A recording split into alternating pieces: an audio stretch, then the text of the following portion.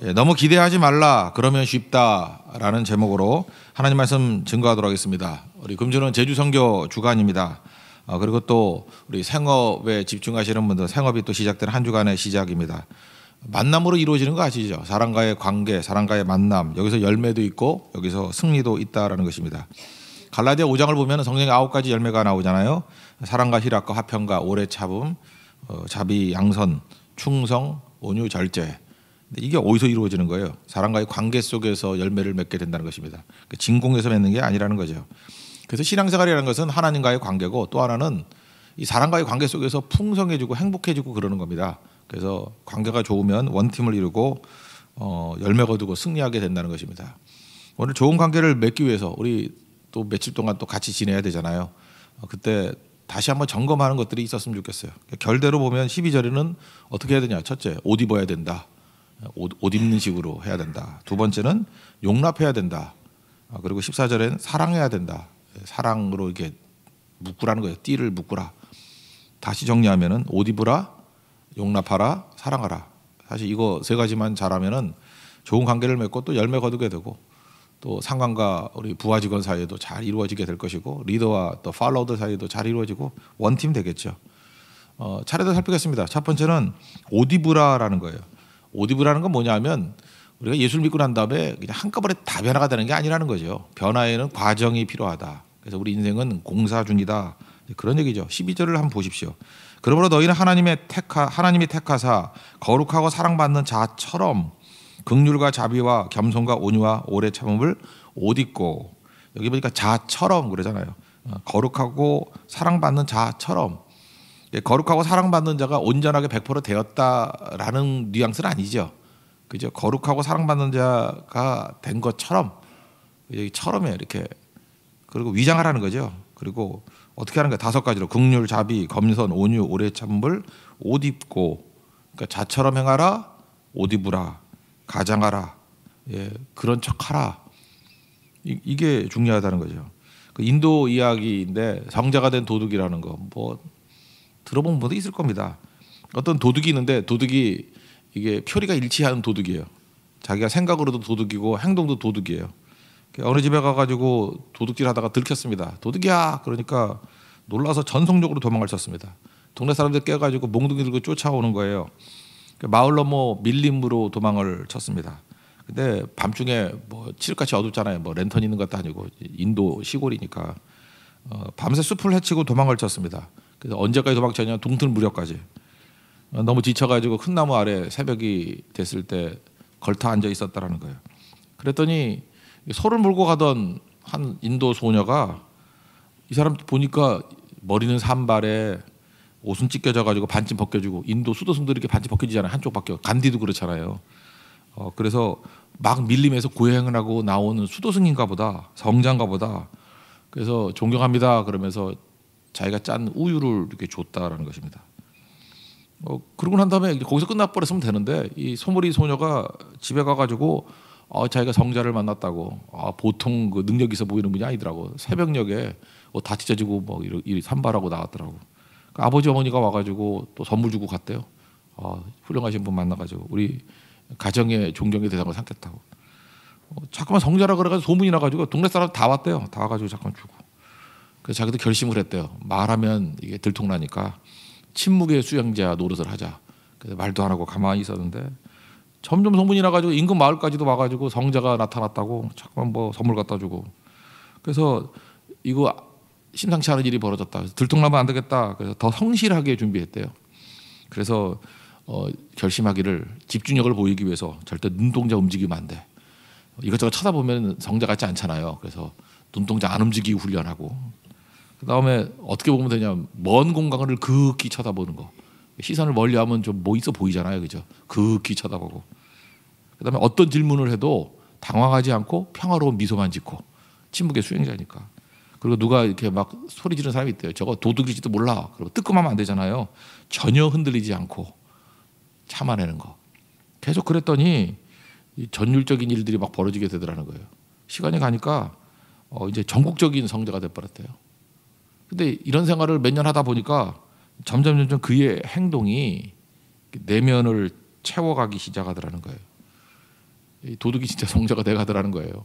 그렇게 계속 행동을 5년, 6년 하니까. 그래서 불안감이 사라지고 두려움이 사라지고. 그래서 나중에 성자 됐대요. 그래서 성자가 된 도둑. 인도에서 유명한 이야기거든요. 이 똑같은 얘기를 내가 보다 기독교에서 따온 것 같아요. 이 C.S. 루이스의 순전한 기독교라는 게죠. Mere Christianity. 그 책 6장에 보면은 가장합시다 그러는 장면이 나오잖아요. 예수 믿는 게 뭐냐? 옷 입는 건데 이렇게 가면을 쓰고 계속 지내다 보니까 가면에 눌려가지고 그렇게 그런 척하니까 그렇게 되더라 그런 얘기예요. 그러면서 오늘 골로새서 이 본문을 해석하는 거거든요. 옷 입는다는 건 뭐냐? 그런 척하는 거다. 가장하는 거다. 우리가 하루아침에 변화되는 게 정화라는 게 하루아침에 되는 게 아니다. 그렇게 되면 결국 그렇게 변화가 된다라는 거예요. 그래서 주님이 변화되라 이렇게 말하라고 옷 입으라 이렇게 했다. 옷 입으라. 이건 똑같은 거죠. 고린도 전서 9장에도 나오죠. 사도 바울이 내가 자유한 사람이자 종과 같이 된 이유는 종들을 얻고자 함이요.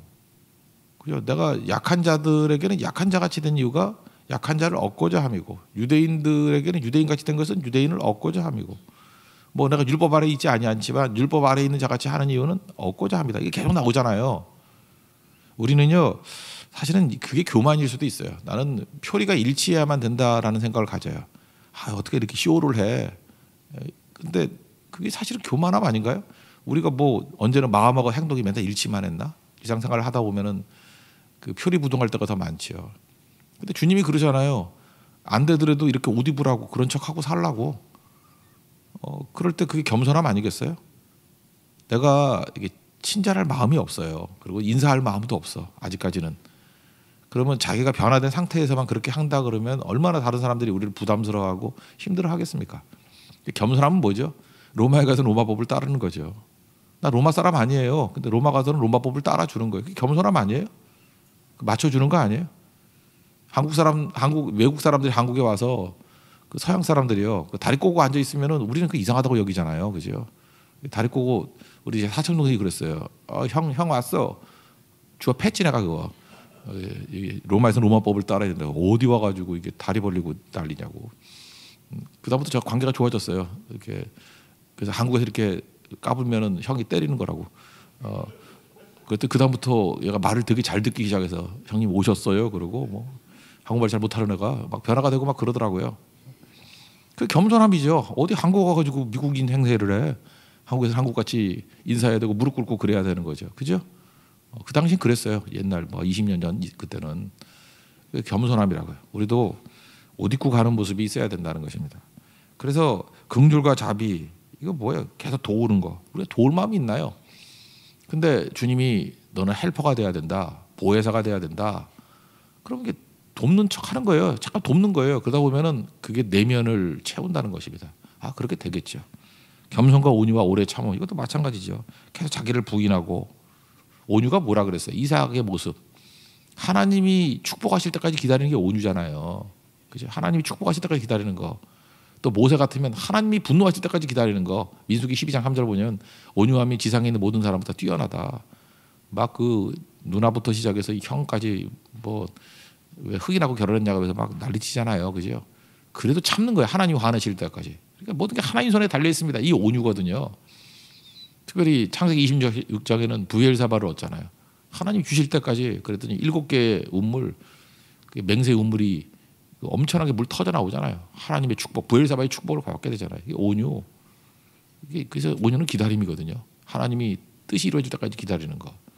그리고 우리가 믿음이 있어도 기다리는 것도 있지만 그냥 기다리는 척하는 것도 중요한 거예요. 나는 하나님 믿기 때문에 나는 기다리지 못하는 성격이지만 주님을 의지해서 기다리는 옷을 입겠습니다. 이게 중요한 거죠. 성경 가서도요. 나는 뭐 이런 거잖아요. 뭐 나는 성격이 그래서 그렇지 뒤끝이 없어. 제발 그런 사람이 제일 무서워요. 뒤끝 없어도 있어도 괜찮으니까 옷을 입으세요. 친절의 옷을. 그냥 성교 기간 동안에 좀 친절하라고. 성교 기간 동안 인사의 옷을 입으세요. 좀 인사도 좀 하고. 그리고 3일 동안 충성의 옷도 입으세요. 내 충성 안 하는 거 알아요. 그 개쓰레기인 거 다 아니까. 그러니까 그 주간만은 좀 충성하고 기도 안 하는 거 알아요. 평상시에 식기도 중심으로 기도 생활하는 거 다 알아요. 그렇지만 성교 가서는 마치 기도를 많이 하는 척, 그죠? 뭐 1시간도 하고 2시간도 하고 계속 그렇게 쇼해 보세요. 그럼 나중에 변화가 되죠. 옷 입으라는 거예요. 옷. 여러분하고 저하고 차이점이 뭐예요? 저는 목사니까 이렇게 양복 입었잖아, 옷 입었잖아. 그러니까 여기서 누가 딱 찍어보라면 누가 목사야 그러면 제가 목사할 거예요, 그죠? 이 친구 모자 쓰고 저러죠, 목사겠어요 저게? 일용직이지 저게 어떻게 목사겠어요? 그렇잖아요. 차상석, 그죠? 다르잖아. 둘이 누가 목사 같아요? 옷 입었으니까, 그죠? 옷 입었으니까. 여기서 축구 선수인데 축구복 입고 나오면 누가 축구 선수겠어요? 그 유니폼 입은 선수가 축구 선수겠지. 그러니까 옷 입는 건 겸손합니다. 이걸 꼭 잊지 말고 한 주간 동안에도 우리 친절과 뭐 겸손과 온유와 하여튼 주님께서 주시는 이런 성령의 열매로서의 옷 입는 시간 되기를 원합니다. 그렇게 내면화된다라는 거예요. 그 두 번째 내용은 뭐냐면요, 용납인데 이거는 사람을 너무 기대하지 말라는 거예요. 기대하지 않을 때 용납이 잘 돼요. 이건 현실적인 얘기인데 너무 기대가 높으면요 실망한다 그러잖아요. 아, 기대했더니 실망했어 이러는데, 아예 기대를 하지 마세요. 기대를 안 하면 실망도 안 해요. 그리고 오히려 용납도 쉽고 용서도 쉽다는 것입니다. 13절 보십시오. 누가 누구에게 불만이 있거든 서로 용납하여 피차 용서하되 주께서 너희를 용서하신 것 같이 너희도 그리하고. 사실 용납하고 용서하는 게 왜 어렵냐면 기대가 커서 그래요. 기대가. 뭐 자녀들 키워놓고 난다면 내가 너를 얼마나 기대하는 아들인지 아냐? 그럼 걔 망쳐요. 아무것도 기대하지 마세요. 다윗과 같이 뭐 아들 있냐 그러면 뭐 그 수에도 끼지 않고, 원래 기대 안 하는 아들에서 뭐가 나오는 거예요. 지금도 엄마들이 애들 다 망치는 건데 너무 애들 기대하니까 그래. 기대하지 마세요. 기대 안 해야 쉽고 기대 안 해야 뭐가 되는 거죠. 이것도 이야기 하나 해드릴까요? 어떤 늘 싸움만 하는 교회가 있대요. 맨날 싸움만 하고. 그러니까 싸우다가 교인들 맨날 교회 떠나고, 싸움이 뭐 마귀와 싸워야 되는데 교인끼리 싸우는 거예요. 그다음에 또 합세해서 뭐 목사 쫓아내기도 하고, 뭐 하여튼 그런 그 막가는 교회들 있잖아요, 그죠? 그런 교회였대요. 근데 새로 목사님이 부임했다는 거예요. 그 하도 싸우는 게 동네 사람에게도 소문이 나가지고 동네 사람들이 내기를 했대요. 이번에 부임하는 목사 얼마나 오래 가나. 뭐 어떤 사람은 6개월에 10만 원 걸고, 어떤 사람은 1년에 20만 원 걸고. 하여튼 2년이 넘는 사람이 없더래요. 되게 1년 내로 다 쫓겨나고 바뀌고 맨날 그러니까. 그러니까 여기는 그 임시 목사밖에 없는 거예요. 그죠? 그 임시 목사밖에, 위임 목사가 되지는 못하는 거예요. 교인들이 1년 안에 다 잘라버리니까. 뭐 맨날 싸움질하고. 근데 1년이 넘었는데 아무리 기다려도 쫓아냈다는 소리도 안 들리고 싸움했다는 소리도 안 들리고 그래요. 동네 사람이 궁금하죠. 궁금하면은 못 참잖아요, 그죠? 그래서 교인 붙잡고 물어봤대요. 요즘 교회가 조용하네요. 그랬더니 교인이 그러더래요. 서로 잘 만나서 그래요. 무슨 뚱딴지 같은 얘기예요. 뭐 서로 잘 만나서 그렇대요. 그게 뭔 소린가? 뭐가 잘 만났다는 거예요? 그랬더니 설명을 해주더라는 거예요. 이게 새로 부임한 목사님이 오셔가지고 첫 번째 설교 제목이 우리는 서로 잘 만났습니다. 이게 설교 제목이더래요. 우리는 서로 잘 만났습니다. 설교 제목이 이상하잖아요. 그러면서 이제 설교 내용이 요약하면 이런 거예요. 자기가 이제 이 교회에 부임해서 보니까 양들은 하나도 안 보이더래요. 양들은 안 보이고 맨 늑대와 이리들만 보이더래. 아주 도발적인 얘기죠. 보니까 뭐 양들을 찾아봤더니 양들은 한 마리도 안 보이고 다 늑대 50마리, 뭐 이리 권사, 뭐 그 이리 출신이 아니라 진짜 이리 권사, 뭐 집사 뭐 이런. 그러면서 또 위로를 좀 해줬대요. 요즘에 교회에 양들이 어디 있냐고. 뭐 다 이리들 늑대 그런 거 있는 거 아니냐고.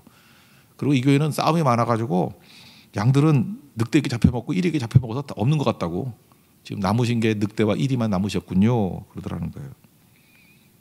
좀 기분은 나빴지만 성도들이 그래도 어떡합니까? 좀 있으면 쫓아내야지 이런 마음 먹고 있었는데, 그 다음에 이제 목사님이 이제 자뻑하는 얘기, 그죠? 사실은 내가 고백을 하건데 나도 선한 목사는 아니라고, 나 싹군이라고 그래요. 그 요한복음 10장에 싹군의 특징이 자기 이익을 위해서 온다 그러는데, 뭐 양들을 위해서 목숨 버리고 이런 게 선한 목자고. 나 아무리 생각해도 이 교회 온 이유가 전에 있던 교회보다 조건이 좋아서 왔다고, 월급도 더 준다 그러고, 뭐 교인도 좀 더 많이 있는 것 같이 보이고, 나 아무리 봐도 싹군이라고, 좋아서 왔다고, 여건이 좋아서 왔다고, 뭐 주님의 사명 그런 거 아니라고, 나 싹군이라고. 그러니까 이제 욕하기도 뭐하잖아요. 저거 왜 저러나? 왜 저러나? 그러면서 또 얘기하대. 요즘 목사 치고 싹군 아닌 목사가 어디 있냐고.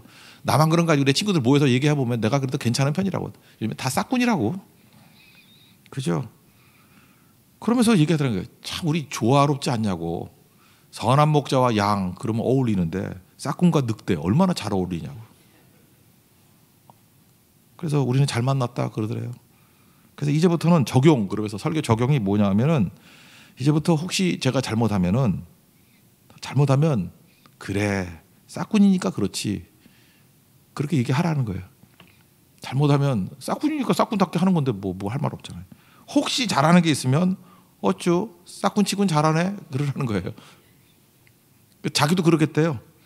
분명히 여러분들이 잘못하겠지만 뭐 싸움으로 단련된 성도들이니까 분명히 잘못하겠지만 나는 절대 상심 안 한다고. 늑대니까 그렇지. 늑대 떼니까 그렇지. 뭐 늑대가 떼로 몰려 다니는데 뭐 잘 될 리가 있나. 혹시 잘 되면 그러겠다. 늑대가 제법이네. 이러고 살겠다고. 그래서 우리는 서로 잘 만났다고. 그래서 그 다음부터 뭐 서로 성질을 상하고 이러면 그랬대요. 싹군 치군 잘하네. 뭐 늑대 치군 잘하네. 제법이네. 이러다 보니까 전의를 상실했대요. 싸울 힘이 없잖아요. 목사가 저럴 수가 있어. 그래야 싸울 거 아니에요. 선한 목자가 저럴 수가 있어. 양이 이따위야 이래야 싸울 거 아니에요. 근데 뭐 늑대라는데 뭐 싹군이라는데. 그래서 시간이 지나니까 이게 변화가 되고 이 교회가 맨날 정의 외치고 공의가 어떻고 막 이러고 그 정의 외치고 공의가 어떻고 그게 뭐예요? 그게 정죄하는 거 아니에요? 그러니까 싸우는 거죠. 되게요. 정의로 와서 싸우는 거예요. 정의로 와서 옳아서 싸우는 거죠. 근데 서로 불만 있어도 싹군인데 저 정도면 됐어.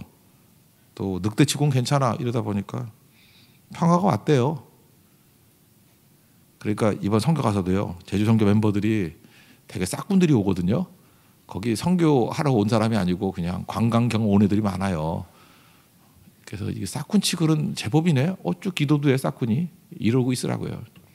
사실 우리 목회자들도 다 싹군들이 간 거거든요. 그러니까 너무 뭐라 그러지 말아요. 그죠? 뭐 먹으러 간다 그러면 싹군치고 그래 싹군이니까 먹겠지 뭐 이러고 약 안 잡아 먹는 게 어디야 이러고 지내자고요. 우리가 서로 너무 기대하지 않고 그 제법이네. 그죠? 이 바쁜 때 제법이네. 시간 나가지고 와가지고 저렇게 헌신하는 거 보니 그게 용납 잘 되는 길이고 용서 잘 되는 길이라고요. 마지막 세 번째는 사랑이라는 띠로 묶으라는 거죠. 14절 이 모든 것 위에 사랑을 더하라. 이는 온전하게 매는 띠니라. 성경에서는 하나됨의 중요성에 대해서 무지하게 얘기하잖아요. 성령이 임하시면 하나 되고 마귀가 임하면 분열이 일어난다. 사랑하면 하나 돼요. 사랑하면. 그 요한복음 15장 13절 사람이 친구를 위하여 자기 목숨을 버리면 이보다 큰 사랑이 없나니. 사랑은 죽는 거 아니에요. 희생하는 거 아니에요. 그 아가서인가요? 사랑은 죽음보다 강하고 이러잖아요. 그러니까 사랑이라는 끈이 있으면 막 여러 개 있는 걸 묶을 수 있어요. 우리 한국 속담으로 얘기하면 되겠네요. 구슬이 더 말이라도 꿰어야 보배 그러죠. 구슬. 우리 하나하나 보면 또 잘난 사람도 되게 많잖아요. 저 사람 뭐 유능한 사람이고 저 사람 유명한 사람이고 저 사람 뭐 능력 있는 사람이고 뭐 각자 보면 다 그러잖아요. 그죠? 근데 그거 안 꿰면은 아무것도 아니잖아요.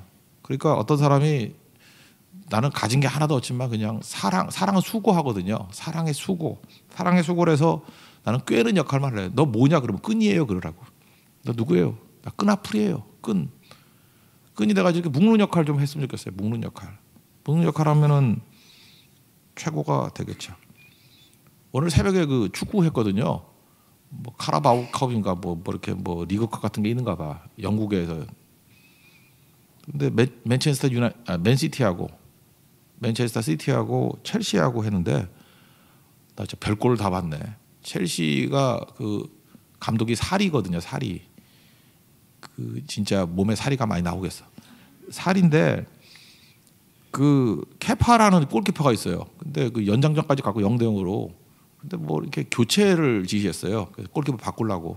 아마 뭐 부상을 입었는지 그래서 바꾸는 건지 아니면 이제 뭐 그 페널티킥으로 승부차기로 이제 승부를 내니까 뭐 그래서 바꾸는지. 근데 이 케파라는 골키퍼가요. 항명을 한 거야. 거부를 한 거야.